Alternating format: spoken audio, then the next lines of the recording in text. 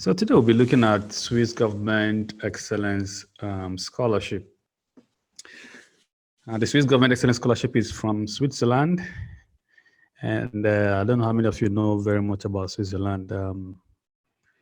A few things I know about Switzerland is that it's more or less like the headquarters of the world in terms of several multinationals and international NGOs that are in Switzerland. But interestingly, it's also a good place to consider for your studies. So in this session today, we'll be looking at this particular program coming out from that country. So the order of today's presentation is that we'll look at why it is, why you should think of Switzerland for your studies. Then we'll discuss the Swiss Government Excellence Scholarship, trying to understand it better. And then we'll look at how to apply, and then we'll look at what you would need to apply, and then we'll finish up for today with questions and answers. So for those who have not met me, or for those who, maybe I've not shared my profile with you because you're joining for the first time, or it's been long we had a chat, let me just quickly introduce myself to you. So my name is Ape Omede. I am from Kogi State, Nigeria. And currently I am working with CHAGASC, which is Irish Agriculture and Food Development Authority, as a Maria Curie Fellow. And I'm speaking to you from Spain, where I am visiting the University of Lyon as part of my fellowship. So I always share a few of my awards and scholarships with the guys on the webinars, and I always tell them it's just to kind of encourage and inspire you to succeed. Because for me, my idea of excellence, or my idea of excellence is doing your best in such a way that it motivates others to do their best, not necessarily to showcase yourself or to try to prove a point, but let your excellence be a driving force in other people's life to, pursue their own excellence. So that's the reason, basically, why I share this. As a matter of fact, people who don't come to this webinar and people who are not close to me don't know any. You never hear me post any of my awards on social media because, what is it for? So I only share it here just because I want you to be inspired. So the first is that I have won All Tech Young Scientist Award for 2 times, and this is a very prestigious award. Very, very prestigious, that it takes you to the United States on all expense paid trip, gives you a platform to compete at a global, a global platform to compete in front of thousands of people from the industry. And it's basically for agriculture students, because I used to be an agriculture student. So I won this 2 times. The last one was in 2011, coming first in Africa and Middle East, and going to the US to represent Africa and Middle East in the global competition. So I've been able to win World Poetry Congress Young Scientist Award 3 times. First in 2008, which was held in Australia, then 2012, which was held in Brazil, and 2016, which was held in China.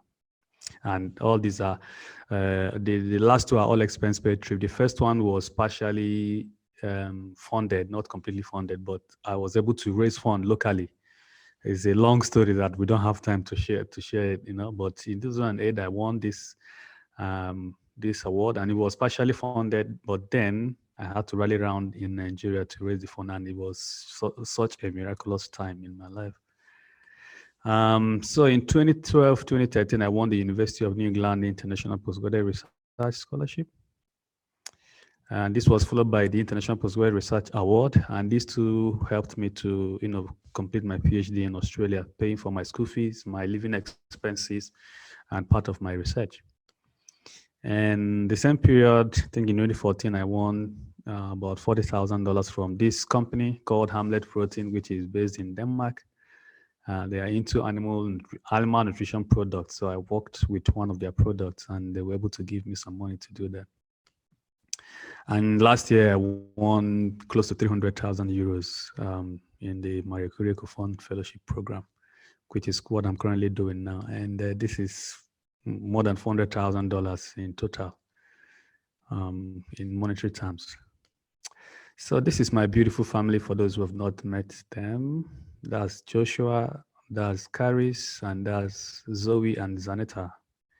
And that's my beautiful wife, Faithful. So this webinar is organized by Scholarship Mastery Academy, and as Scholarship Mastery Academy, our vision is to make you fit and ready for scholarship. So we know that a lot of students have challenge with scholarship applications and all that, and the reason why that is because several students are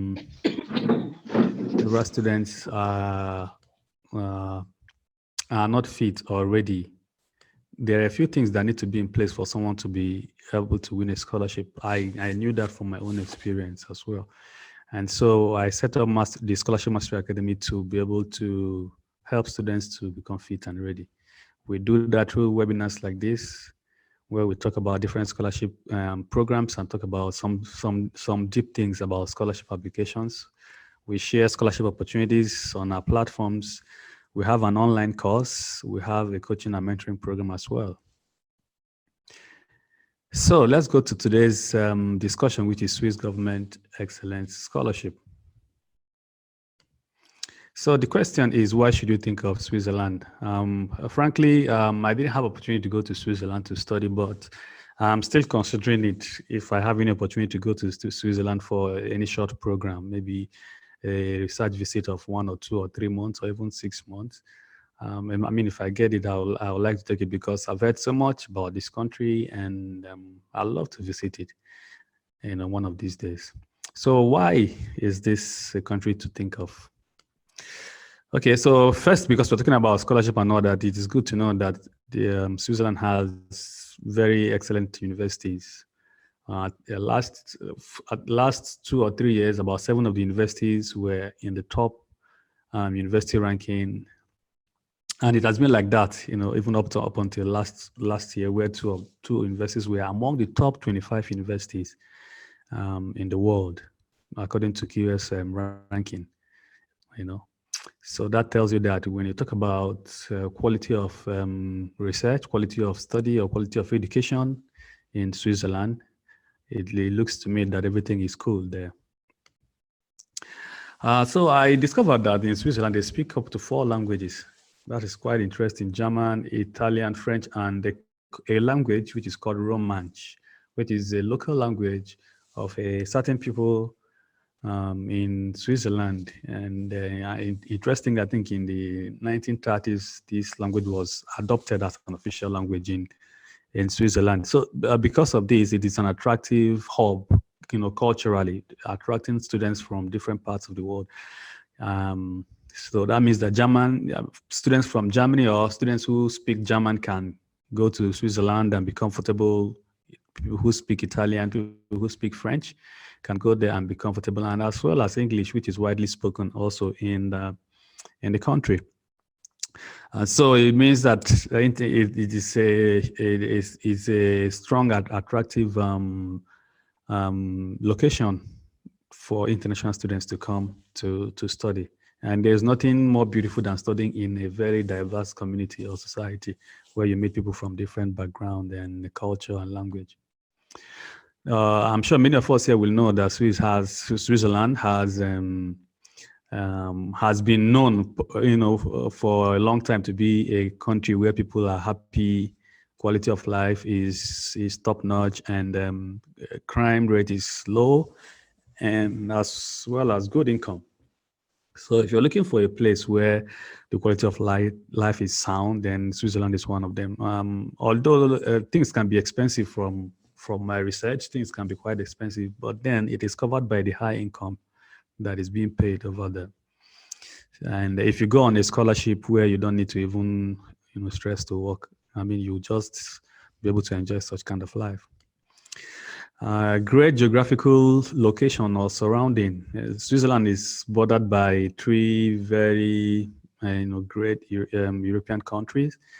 So that makes Switzerland let me place it in a close proximity to some of the great European cities in countries like France and Germany and Italy. So if you're someone who loves to travel and you get yourself to Switzerland, you can use your Schengen visa to travel around those cities. And I also noticed that they have some very beautiful landscape and sceneries, good natural environment, and all that which you would love to enjoy if you're someone who loves nature.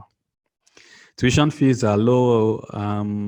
I don't know what it is at the moment, but I read that tuition fees can be as low as €1,000 for a year. I mean, that is powerful. I don't know if it is the same thing at this particular time, but I don't know how many countries that charge, less than 1,000 or just about €1,000 for a year in Europe. There may be just a few of them. And so this is for people who may not be able to get scholarship but still want to study or have their own money, not necessarily interested in scholarship because they have their own money. You can consider Switzerland as an option. Last but not the least, great prospects, career prospects, job prospects are huge in Switzerland with several international organizations there, having their headquarters there, and also multinational companies also have their headquarters in Switzerland, in different cities in Switzerland, including the good salary if you are able to get a job. So those are 6 reasons why I think you should think of Switzerland. We always share 6 reasons every week concerning any country that we're looking at. So this is for Switzerland. So now I'll just go straight to talk about the real deal, which is the Swiss Government Excellence Scholarships. So the first thing is, what is it about? So this scholarship is awarded by the Swiss government. It's called Swiss Confederation. It's a scholarship that is awarded by the Swiss government to promote international exchange and research cooperation between Switzerland and over 180 countries in the world through a commission called the Federal Commission for Scholarships. And interestingly, Nigeria happens to be one of the countries on the list, and not just Nigeria, because I know that there are other African citizens on this program. I'll mention that Ethiopia is on the list, and Ghana is also on the list. So over 180 countries are part of the program. The essence is to promote exchange between Switzerland and the countries that are on that particular list. So it was created to basically enable young people who are interested in research to take a PhD scholarship at any of the universities or institutions in Switzerland. So specifically, this is a PhD scholarship program. It is. I'll talk about it as we continue, but more specifically, this particular program is for PhD. Target group is highly qualified postgraduate students who have the necessary requirement to gain admission to institutions in Switzerland, and it is open to all fields of study: medicine, microbiology, environment, agriculture, sociology, English, education. Any course, any subject that you can get that is being offered in Switzerland is eligible for the program, so there is no limitation to this scholarship, so long as what you want to study or the field you want to work in is offered in universities and institutions in Switzerland. So usually the offer is made for the first 12 months and it starts in September. So if you apply for this year, it means you should be preparing for September next year to start, because it starts usually on, I think, 1st of September or something like that. So it's offered for the first 12 months, and it can be extended for up to 3 months. But it's based on your achievements or the quality of your results, academic results during the period of your studies. So you get this scholarship. You don't go and sit down. You have to work hard to make sure you maintain your results to be able to continue on the scholarship. So, and that is quite important to note that the scholarship is offered for the first 1 year, and then, um, excuse me, and then after that, it will be renewed as you keep going until you finish your program. So what is offered by these scholarships? So apart from your school fees, your tuition fees, a few other things are being, offered through this particular program. First of all, is a monthly payment, tuition fees. Living expenses that you can, spend on your everyday needs of up to 1,920 Swiss francs, which is, I think, a little bit less than dollars. Maybe about 0.7 cents difference to a dollar. I can't remember exactly, but it's a good amount of money. If you're earning, that means that this is close to $2,000 a month for a living expenses if you make the conversion. That's a good amount of money for a living expense. And the scholarship provides you with health insurance in Switzerland. It provides you with the flight allowance back to your country after the program. So when you finish your program, you don't need to worry about how to go back.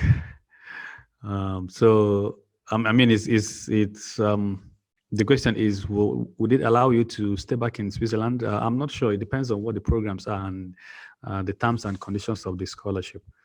But if you finish your program and you're about to go back, you are sure that your flight ticket can be funded. So it also provides you with 300 Swiss francs housing allowance. I think it's a one-time support. Actually, is a one-time support, which is about $300 for your housing allowance. I can't remember exactly, but there's something like that in the program. Then you have a 1 year half public transportation card. So what it means is that if the transportation is 10 francs, you get to pay only 5 francs for 1 year. Then there are a lot of social activities for people under the scholarship, taking them around to see the beautiful sceneries and environments, natural environments in and across Switzerland. So what kind of scholarship is this?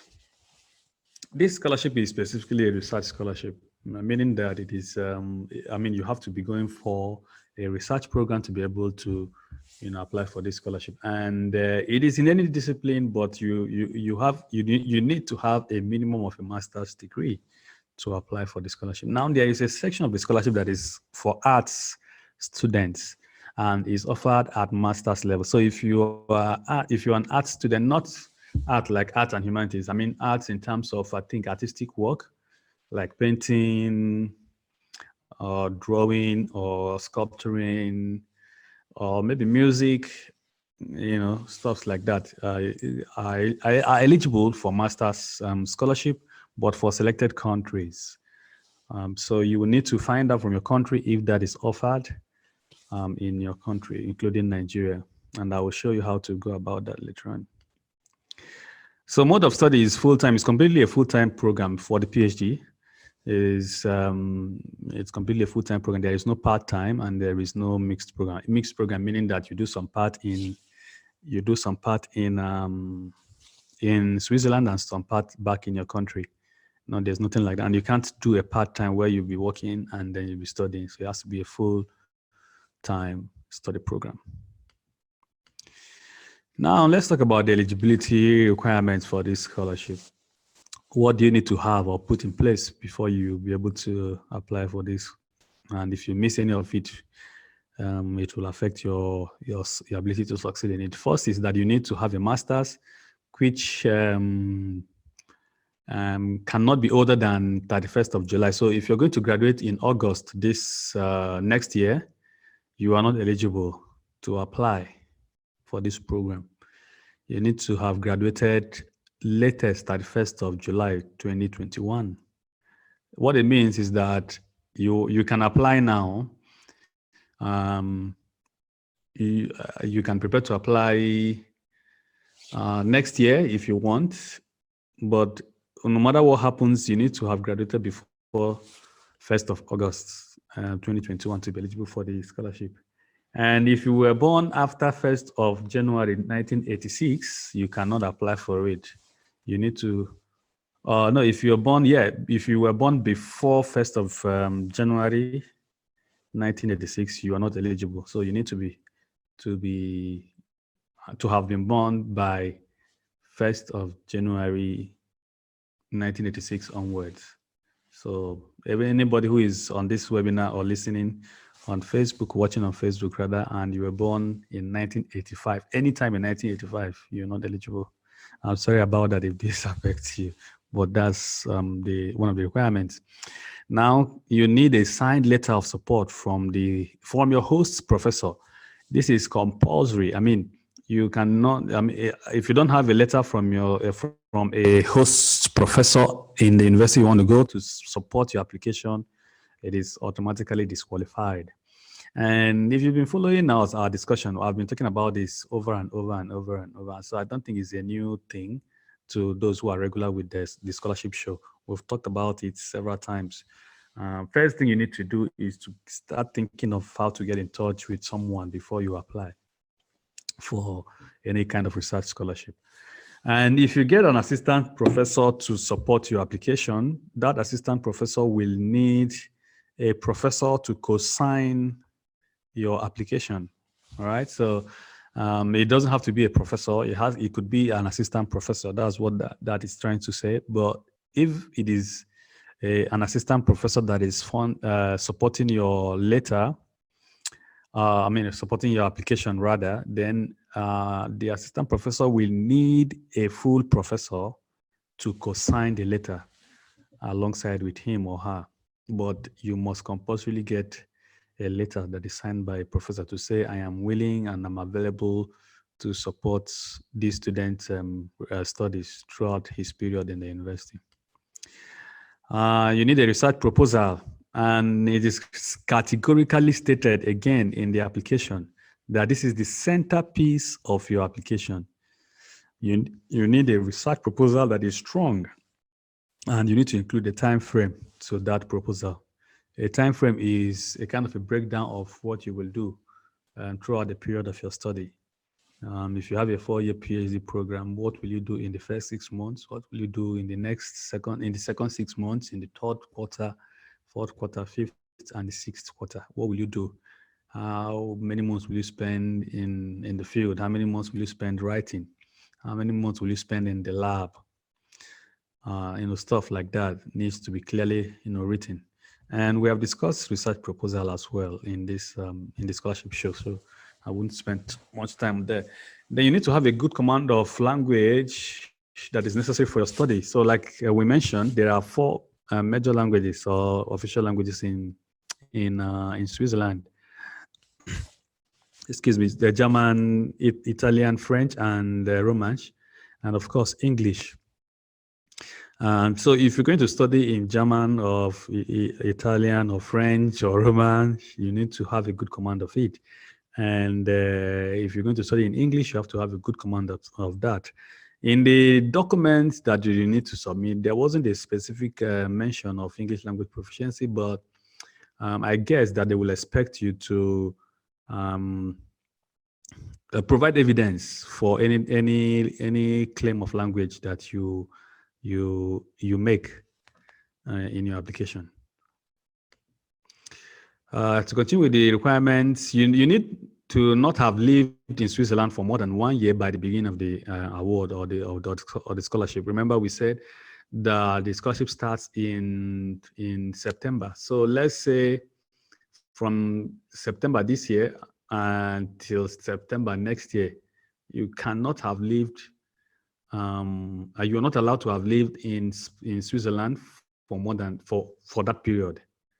If you've lived in Switzerland for 1 year before the beginning of your fellowship, you are automatically disqualified. I don't think this would be a problem for those of us who are on this webinar tonight, because I'm not sure anybody has lived in Switzerland for 1 year. If you have, I'm sorry for giving the wrong information, but I just assume that that's not the case.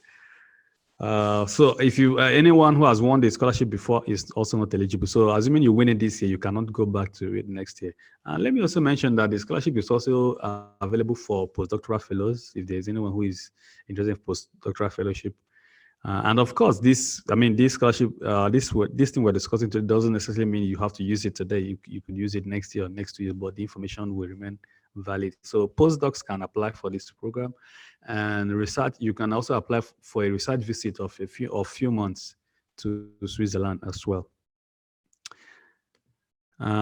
So admission to a PhD program is mandatory. You need to submit an admission letter in your checklist. You need to provide an admission letter from the university that you have been granted an admission before your scholarship application can be considered.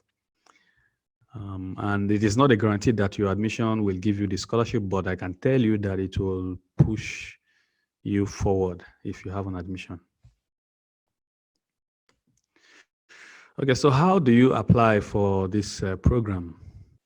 It's quite a simple process, really, not a very tedious process. I think the most tedious process is getting a supervisor to agree to support your work.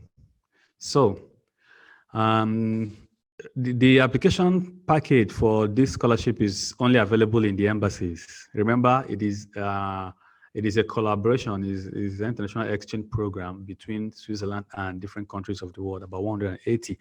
So if you want to apply for this scholarship, you need to contact the Embassy of Switzerland in Abuja. For other countries like Ghana, I think in Accra, and for Ethiopia, I think in Addis. So you need to basically find out where the Embassy of Switzerland is in your country to be able to obtain the application. So you can't find the application online. Maybe you can find a draft application online, but then the application that you need to submit must come from the embassy and also go back to them. And you need to submit 2 sets of the application documents in a particular order. Maybe just arrange them in the order that I'm going to show you briefly. So what they mean is that you need to submit 2 packs of your application. One of them will be your original document, and the second one will be photocopies of your document. And the original document will come back to you. What they will just basically use it to do is to cross-check with the copies that you sent to them. They are not going to keep your original copies. It's just for confirmation purpose.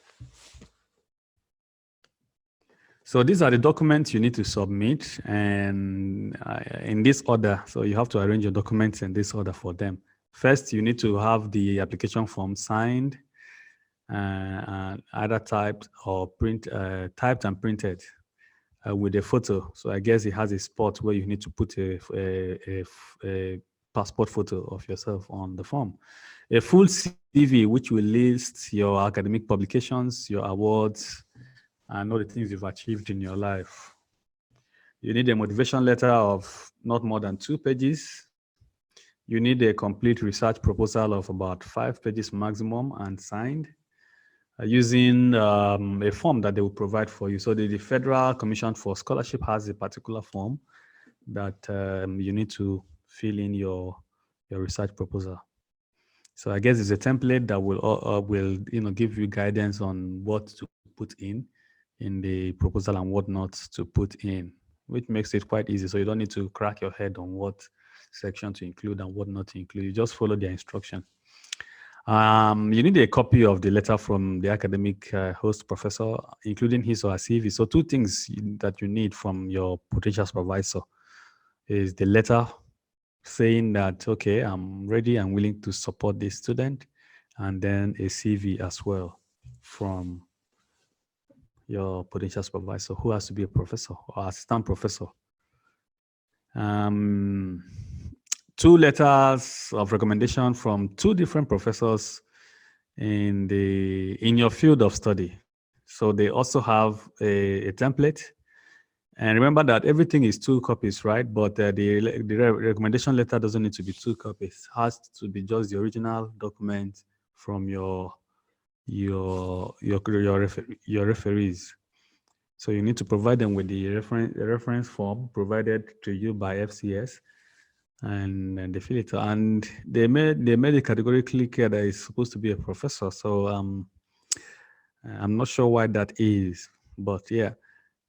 If there are questions, you need to contact the embassy to clarify if it has to compulsorily be a professor or not. But I mean, this is what is available on the information part.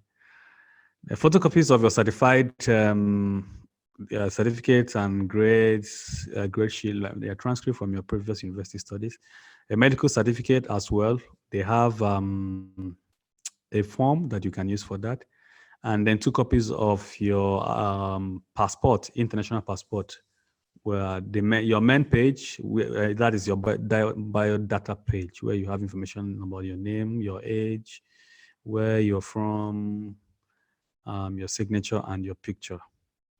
2 copies of it. And if you're a dual citizen, you need to provide um, evidence of all the passports that you have.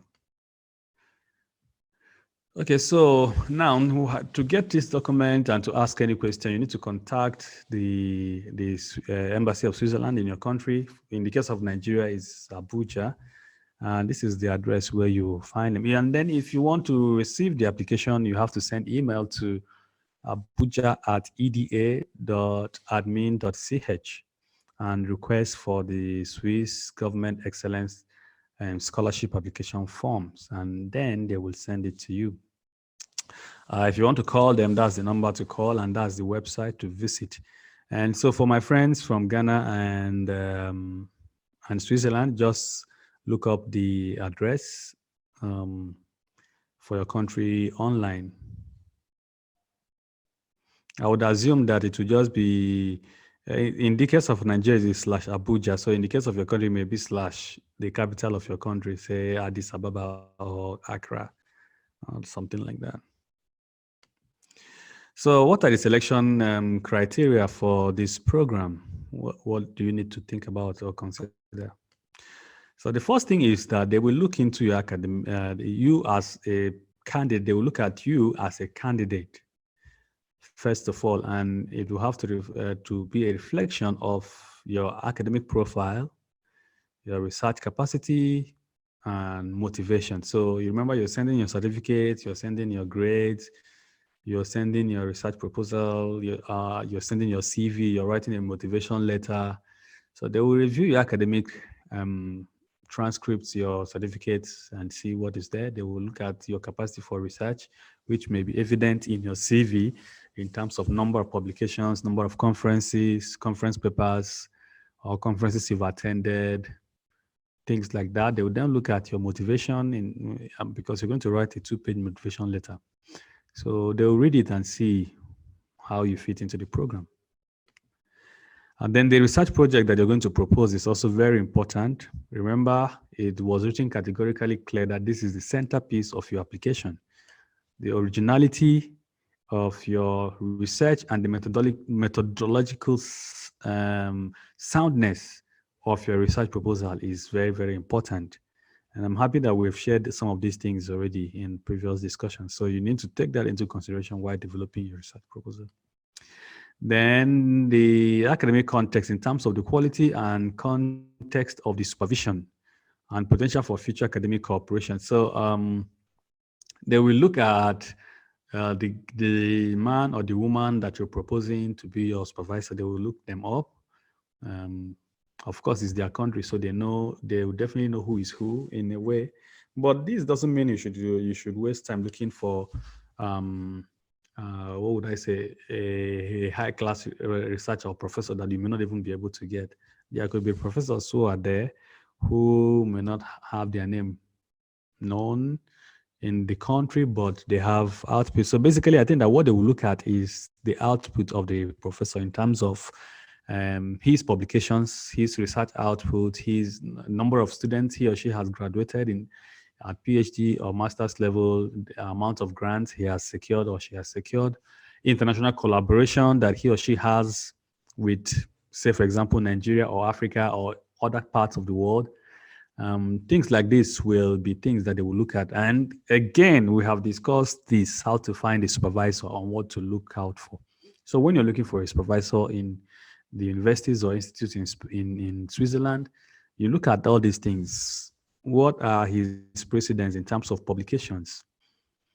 Check out the journals he is publishing in and try to find out what is their impact factor. Check out how recent are his publications. Check out how many students he is graduating every year, or in the past 10 years, how many has he graduated? How many does he have currently?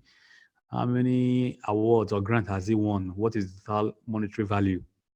Things like that are things you have to look for so that you can choose a professor that will give you an open. So in this scholarship, or some of the, just like the one we discussed last week also on Irish, about Irish government scholarship, to an extent, it is you. I think last week we talked about you having 40%, your research having 40%, and then your supervisor, I can't remember the exact breakdown, but um, the same way we had a breakdown of that for 20, 40, 40, 10, 10. Yes, 40, 40, 10, 10. I remember now.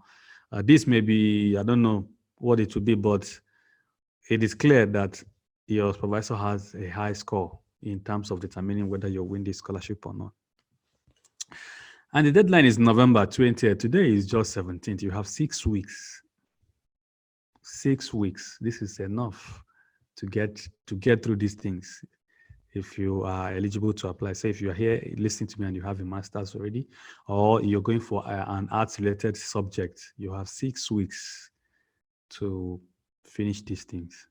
2 weeks is enough to get a supervisor respond to you. If you start, on of me right from this moment, as soon as we finish, you go and start doing that. You can get someone. And if you don't wait, even if you don't have a master's ready yet, but you're sure you're going to graduate before 31st of July next year, you're eligible for it, because this scholarship is only awarded in September next year. So you have, 1 year to actually take up this program. That means if I'm going to graduate in December, I know things are a bit hard now with the situations on ground across Nigeria, and I don't know about other parts of the world. But if you feel positive about it and you think that things will change, you need to start, working on this, and make sure you get your application in. So applications are subject to two levels of assessment. The first assessment is by relevant national authorities or the embassies. So depending, we don't know who will do it, but there are two levels. The first level is that the embassies or an appointed organization authority will review your materials, and then if it is successful,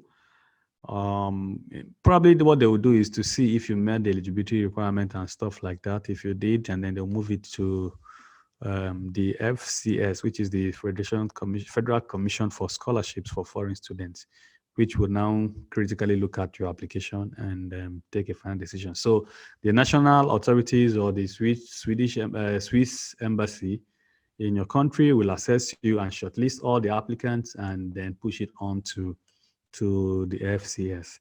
So it gives me an idea that this would definitely be. So it looks like the competition is just first of all within your country, which is good.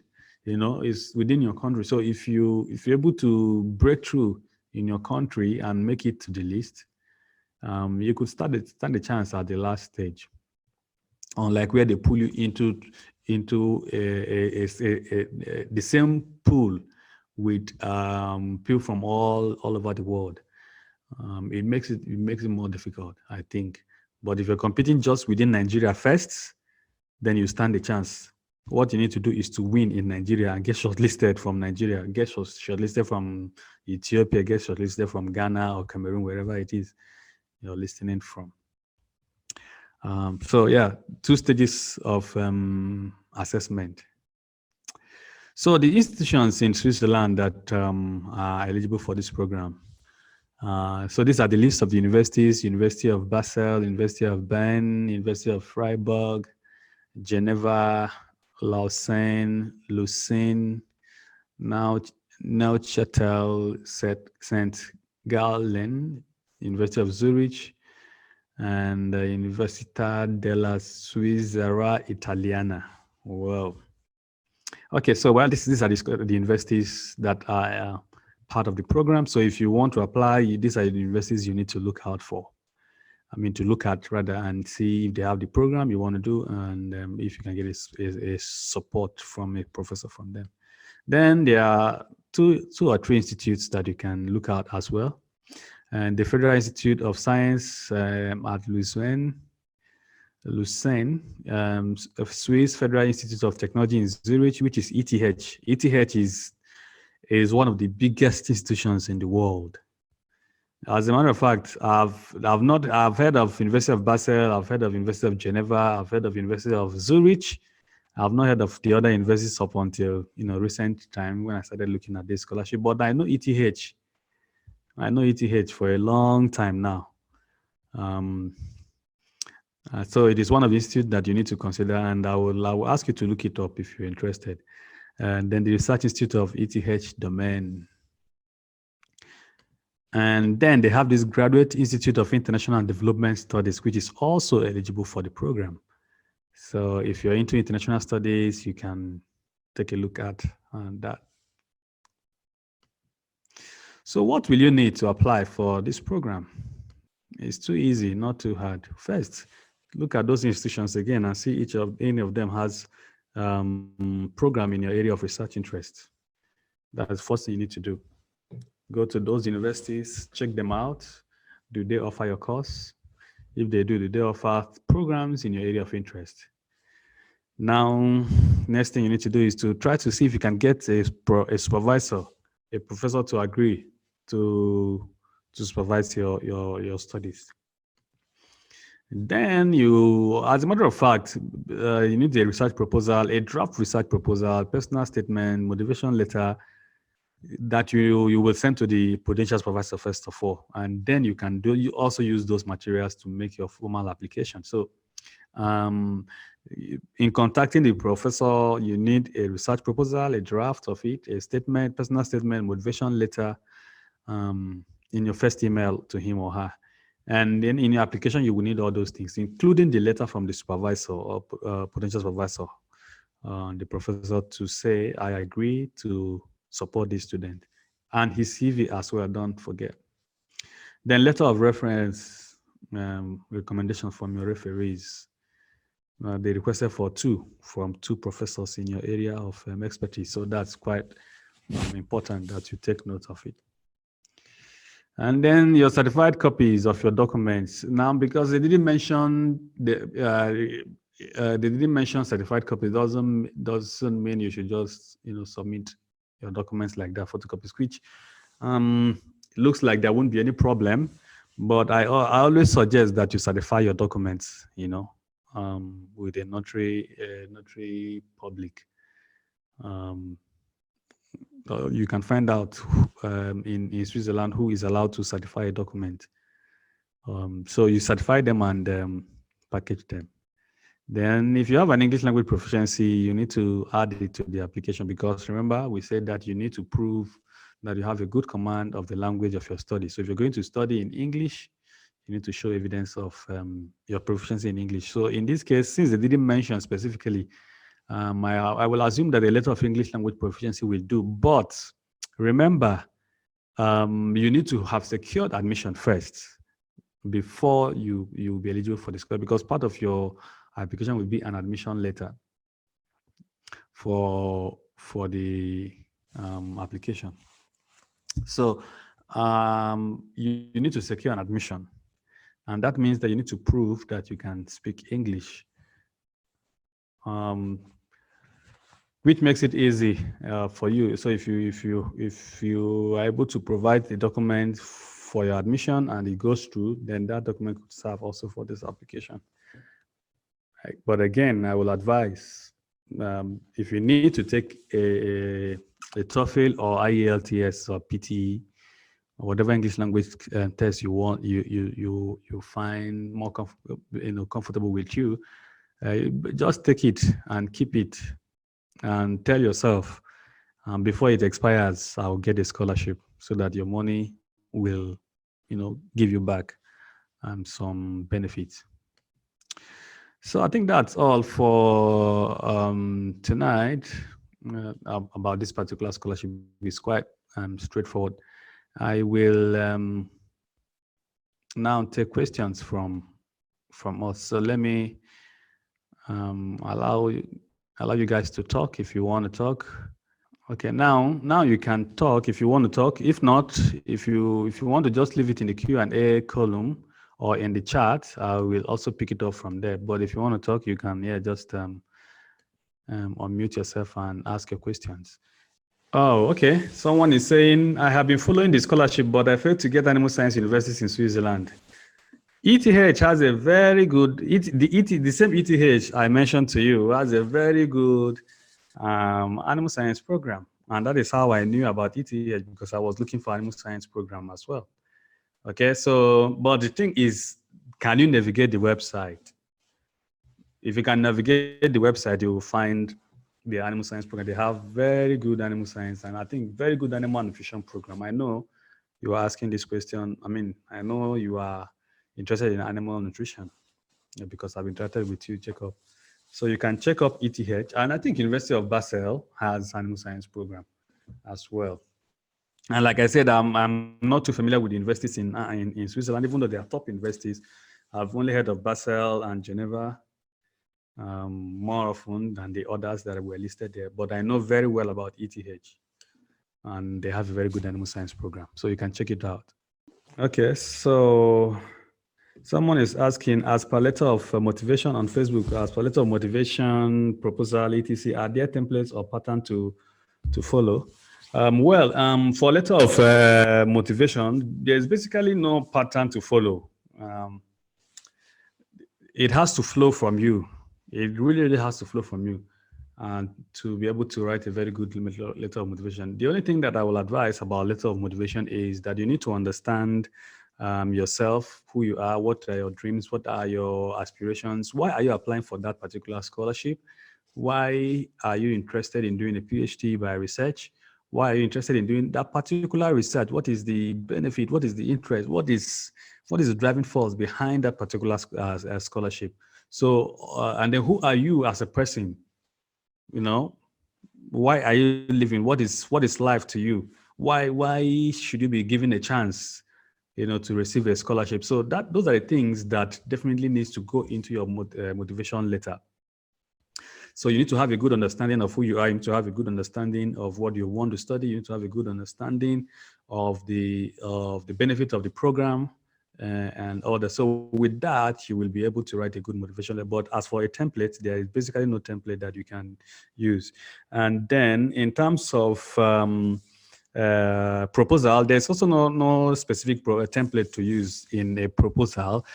For this particular scholarship, they have a template they will give to you to use, but generally there is no specific template. The only thing is that there are key points or key things that need to be reflected in your research proposal. And we discussed this last 2 or 3 weeks when we talked about writing a scholarship winning research proposal. So basically your introduction needs to be there, which needs to cover a kind of a background of what your study is all about, where you try to explore the gap in knowledge and then come into that gap to say, okay, this is where I want to come in. So you need to be able to identify the significance of your study and justify it. Then you need to identify the basic objectives of whatever research you want to carry out and link that objective to the gap in knowledge that you have seen or you have explored in your background while writing your introduction. Then you need to give a very sound methodology in terms of what are you going to do.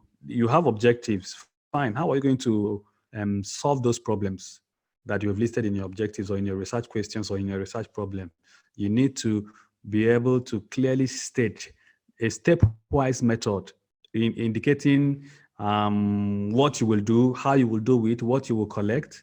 You need to indicate how you will analyze your data. You need to indicate how long it will take, maybe the financial implication. You need to identify the risk that are likely to come up in the research and all that. So those things will cover all the area of your methodology. Then you need to identify your milestones, what you will achieve as you progress. So these things are a few things that can be in a research proposal. But as for a template, a specific template, there are no specific template that you can you will use. Please, all the scholarships, do they need IELTS? We have mentioned this severally about IELTS. There are scholarships that do not necessarily mention IELTS, but I have always told guys on the scholarship show, get your English. I even mentioned it a few minutes ago. Get your English language test and keep, but have the mindset of a scholarship winner. Have a mindset of a scholarship winner. And what is that mindset? Um, you approach scholarship like a business, okay? You invest and then you get something in return. Don't see the money for IELTS as being too much or money you're going to waste. If you have this kind of mind, okay, I'm going to invest 80,000 naira to take IELTS, to sit for IELTS or TOEFL, but I'm sitting for this exam knowing that this is an investment to get me hundreds of dollars, hundreds of thousands of dollars. I don't know if you're getting me. So there are scholarships that may not necessarily need IELTS, but you don't need IELTS just for one scholarship. Scholarship application is not once, it is several times. That is what you need to understand, first of all, that I have to apply for 10 scholarships before I can actually get one. I may need to apply for 20 scholarships before I can get one.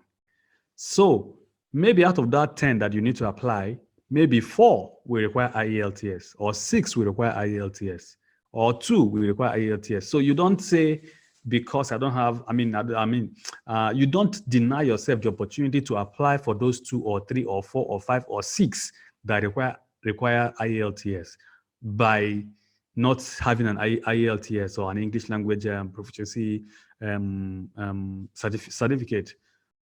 Because if you have IELTS, the more scholarships you can apply to. So that's the logic there. That is the mindset of a scholarship winner. The more if you have an IELTS result, then you can apply for more scholarships. So that means you don't have any limitation. English language can never be a disqualifying factor for you anymore for any scholarship in the world that requires the English language. Number 2, why you need to take an IELTS is this. You have a scholarship program. It didn't specifically state you need English language, but here you are. Everything is beautiful. You are applying for this scholarship. And here is another student.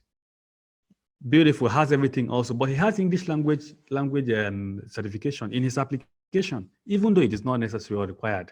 By the time they rank everybody, that person may knock you out just because you don't have English language. You did not show any evidence of English language. So, guys, if you have the time and the opportunity or the money, take the exam and keep it and swear to yourself that in the next 2 years before that certificate expires, you will get a scholarship.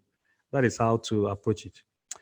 Okay, there's another question here. Apart from the eligibility requirements you mentioned, what are the other things that could make one not to be eligible? Basically, there is nothing else outside what has been listed in this particular scholarship program will make you ineligible. So if you have all those things that are listed, you'll be eligible. They didn't mention your grade. They didn't say if you have a 2-2, you shouldn't apply. They didn't say if you have a 3rd class, you should not apply. So for me, I will confine myself within this particular the eligibility requirements that are listed here, and then give them more if I have. So I give them more. It is left for them to consider. There is no guarantee that they will consider any extra that you give to them. But if you give them more, you may be putting yourself in a better position. So in terms of any other thing that may disqualify you, well, I can't think of any really outside what has been provided by this program. As per the professor requirement, how do I check if he qualifies as someone I can study under? So to know if this person is qualified as someone you can study under, the first thing is to see what he or she is working on, and confirm that what he or she is working on is of interest to you. Because if 2 of you are not interested in the same thing or in the same field, then there is no way you'll be able to support your application, because when you go there, you'll be saying something else, he or she will be saying something else, which will not work for the 2 of you. First thing, Determine that he is interested in an area that you are interested in. Number two, I mentioned when I was speaking or presenting that you need to look at the person's track record in terms of how many students he or she has graduated. So the more students he has graduated or she has graduated, the more mark he or she will stand to score. Because the number of students graduated is an indication of experience in the field, experience in the sector, you know. So you need to look out for how many students he or she has graduated at master's level, at PhD level, number of postdoc he has had or she has had, and then number of visiting researchers he or she has hosted. So you look at that. And then if the more student he or she has graduated, the more chances it's that he or she will be able uh, to support your work, or it can be someone you can study under.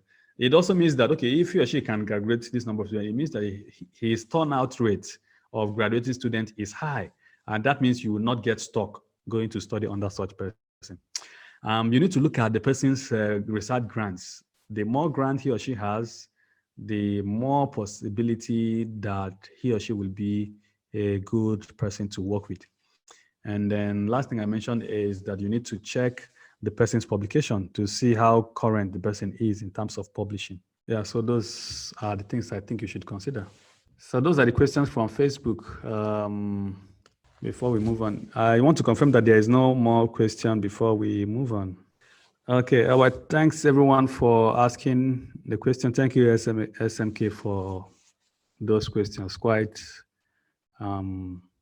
interesting questions, and I've made the discussion more livelier. So without wasting much time, I'll just take a round of the session for tonight. All right, so well, the Discussion Mastery Academy is available to support your application. If you're interested, you get in touch. We advertised throughout last month for new students to join the academy. A few people indicated interest, and yeah, but if you're still interested, you can still come on board. If you need more information, just get in touch with me with the details that I'll provide shortly. Now, in November, throughout November, we'll be doing a Scholarship Success Challenge. And thank you for those who have enrolled. I'm looking forward to kicking off with you from the 1st of November. So yeah, I'm really looking forward to it. If you've not enrolled and you're interested, you can join. So it's going to be a 30-day program. Every day in November, there's going to be a teaching either via video recording or by text, and there's going to be a task that you're going to carry out. Each of the tasks will be tailored towards making you fit and ready for scholarship. Each of the tasks will be tailored towards making you fit and ready for scholarship. So every day there's a teaching, there's a presentation, and then there's a task. So you listen to the presentation or you read the presentation, if it is a text presentation, and then you carry out the task for that day. The next day, the same thing, and we keep going like that, systematically, well organized, guided until the end of November. So if by November 30th, you carry out all these tasks, you will see that there's going to be a difference in who you were before you started and who you will become at the end of the program. So the program is not free and it's not too expensive compared to other Scholarship Mastery Academy programs. It's 10,000 Naira for 30 days. And some people were saying, why are you taking money? Because I said in the post that I made that I have won $400,000. And they were like, why are you taking money? Why don't you do it for free if you have won all this amount of money? After all, somebody helped you. Well, the fact is nobody anywhere can point to me and say, okay, you helped me, with my scholarship. I'm sure of that. I know what I suffered and all that to be able to get my scholarship. So, but that's not even the point. The fact is there are a lot of free things that are out there. And I mean, nobody's stopping anybody from going to all those things. As a matter of fact, this webinar now is free. And we've been doing this webinar for weeks and it is free. Every week, we try to send out scholarship opportunities. Some of you still send me messages on Facebook, on WhatsApp, and I still respond free of charge. So it is not necessarily about whether giving things for free or not. If it is that one we are doing, but this is about your life. This is about you, being committed to what you want to do with your life. Anytime you give money to something, you pay more attention to it. Say, for example, you want to go and take this IELTS and you pay 80,000. Will you go and sit down? No, you're not going to sit down. You're going to read hard to make sure you pass that exam. But assuming that they are giving the IELTS exam to you free of charge, you may just go and sit down and say, after all, it's not my money. If I fail it, then they will give it to me again next time. That is the mindset. It's not necessarily about the money. I mean, now let's not even talk about money. So what I'm just trying to say is, for those people who were, commenting on my post, why don't you give it for free and all that? I'm just trying to say that if you truly want to change your life, be committed to something, exchange things that will cost you something. So if you're interested, you can enroll, but I'm happy with guys who have enrolled already, and I'm looking forward to starting with them on the 1st of November. But if you don't want to, I mean, you still continue to receive free tips and free information on our platforms. Those who are not on Instagram, those who are not following us on Instagram, you can look up Scholarship Mastery Academy on Instagram. We have a Facebook group and a Facebook page. The name is simply Scholarship Mastery Academy. Request to join, like the page. We have a Telegram group called Scholarship Mastery Academy and Scholarship Mastery Chat. One channel and one group, so you can also join them, and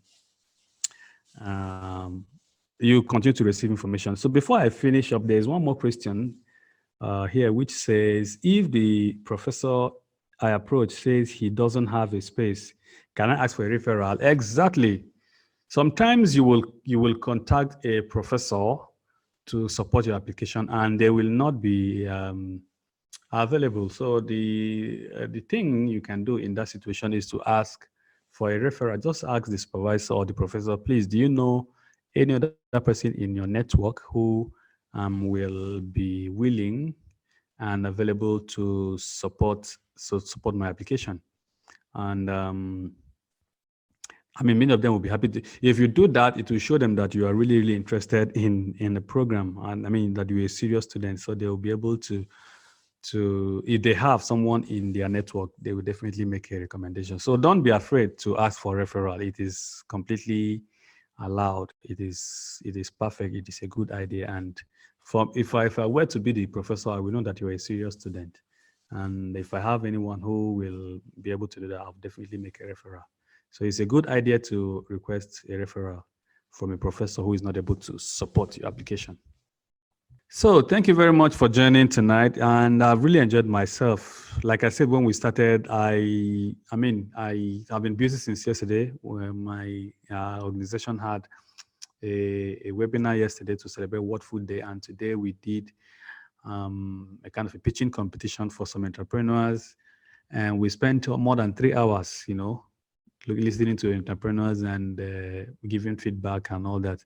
So I had very short time to put myself together, do a few things, and get ready for this webinar. So, but then when you came on, I gained more strength, and here we are. We finished today's webinar. I'm so excited about it, and I want to thank you for joining. And I look forward to seeing you next week.